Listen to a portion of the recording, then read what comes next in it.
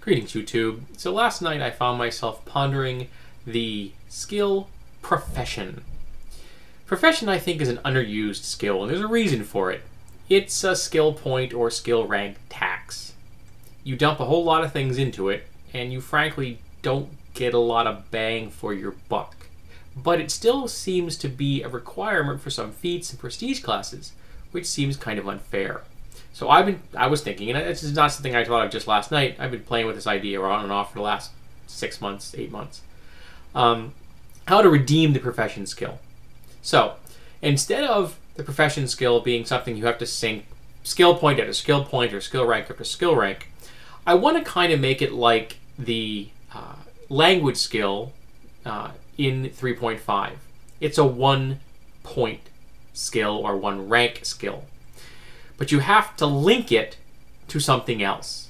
So, for example, if you want to be a professional weaponsmith, you link it to craft weaponsmithing.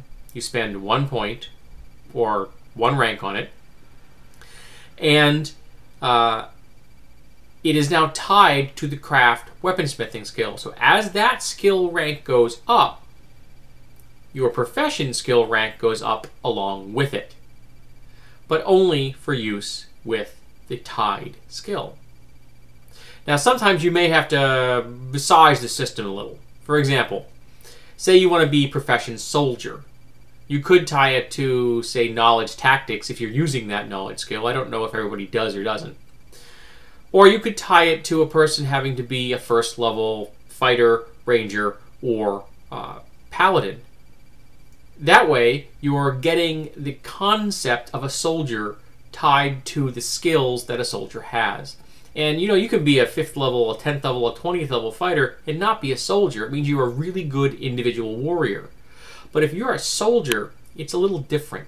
It means you know how to work in the structure of an army. You know how to handle the setting up the camps properly, the ranks, who does what, who doesn't do what, how to talk to a quartermaster in the right way to get the equipment that you desperately need for the battle tomorrow, that kind of thing. Being a soldier is more than just being a warrior.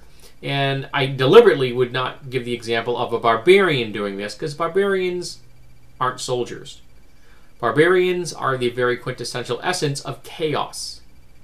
You aim them at the enemy and you say, kill!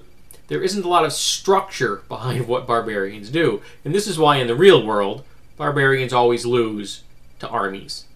These are one of the reasons that the Romans won repeatedly against the barbarians, because they were organized, they were steadfast, they knew what they were doing, and they functioned in a cohesive unit in a way that the barbarians didn't. The Romans weren't 1,000 individual men. They were 1,000 men combined into one force. So I think that if you were to use profession in this manner, tying profession singer to perform sing, tying profession orator to perform oration, you would redeem the profession skill and make it more usable to anyone who wanted to take it. I would also allow it to be functioning as the prerequisite for feats and prestige classes. So if you have only 1 rank in this, another Pathfinder, but you've got 6 ranks in oration, it would count as a 6-rank skill of profession orator for the purposes of getting feats and prestige classes and things like that. So I'd be interested in hearing, do you think that this particular house rule makes sense? Do you think that it redeems the profession skill? Do you think that it makes no sense whatsoever? Do you just not worry about the profession skill? Are you not bothered by the fact that it's kind of a rank or skill point tax for player characters, and you just kind of say, okay, that's just the price you must pay to achieve certain ends? I'd be interested in knowing.